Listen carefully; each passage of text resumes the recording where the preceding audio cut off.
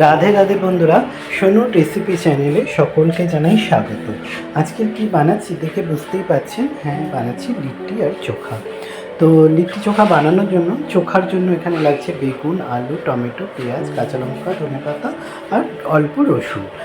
প্রথমে আমি চোখার জন্য বেগুন আর টমেটোটাকে গ্যাসে পুড়িয়ে নিচ্ছি।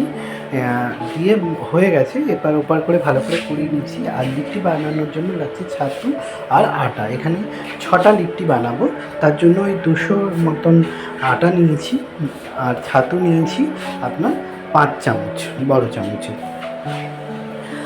আর এতে পেঁয়াজ আর একটু আচারের তেল আর অল্প নুন দিয়ে আর একটু লঙ্কা গুঁড়ো দিয়ে ছাতুটাকে মেখে নিচ্ছি। লঙ্কা গুঁড়োটা অপশনাল, নাইলে নাও দিতে পারে, আমি একটু দিয়েছি। আর মেখে নিয়েছি বলতে একদম শুকনো শুকনো করে, জাস্ট ভালো করে সব কিছু একসঙ্গে ছাতুর সঙ্গে যাতে মেখে দেয় সেইগুলো চামচ দিয়ে করেছি। আর আটার মধ্যে একটু নুন আর জল দিয়ে আটাটাকে মেখে নিলাম। যেমন রুটি হয় তার থেকে একটু শক্ত মাখতে হবে, দিয়ে পিঠে যেমন করে ওরকম আটাটার খিলি বানিয়ে তার মধ্যে ছাতুর পুরটা দিয়ে দিচ্ছি। আমি 6টা লিট্টি করছি, তো 6টা লিট্টি একেবারে আগে করে নেবো। এদিকে আমার চোখার জন্য বেগুন টমেটোটা পুড়িয়ে নিয়েছি, নিয়ে ঠান্ডা হতে রেখে দিয়েছি। ঠান্ডা না হলে তো খোসা ছাড়িয়ে মাখা যাবে না, তাই আগে ওটাকে করে নিয়েছি। তারপরে লিট্টিটাকে রেডি করছি। এবারে লিট্টিটাকে সেঁকবো। এখানে আমি 4টে সেঁকা বানাচ্ছি আর 2টো আপনার ভাজা বানাচ্ছি, মানে তেলে ভাজা। তেলে ভাজাটা সবাই তো পছন্দ করে না, কিন্তু হেলথের জন্য সেঁকাটাই বেশি ভালো। আর এটা যদি উনুনে করা যায়, মানে কয়লার আগুন যেটা, সেটা করলে বেশি ভালো হয়। তো আমার কাছে গ্যাসেই করেছি, অপশান ছিল না।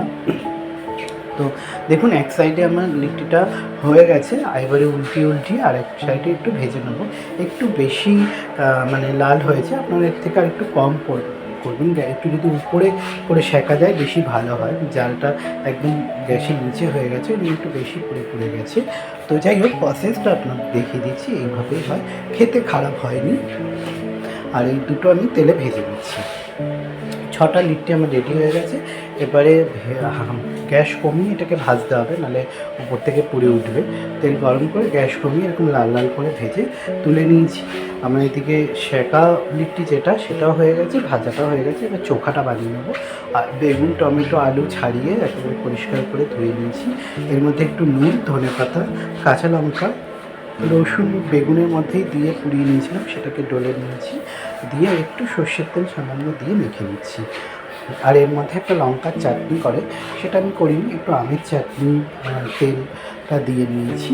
আপনার একটু লঙ্কা পুদিনা বা এমনি লঙ্কা টমেটো দিয়ে চাটনি করে নিলে বেশি ভালো হয়। তো দেখুন, আমার লিট্টি চোখা রেডি হয়ে গেছে।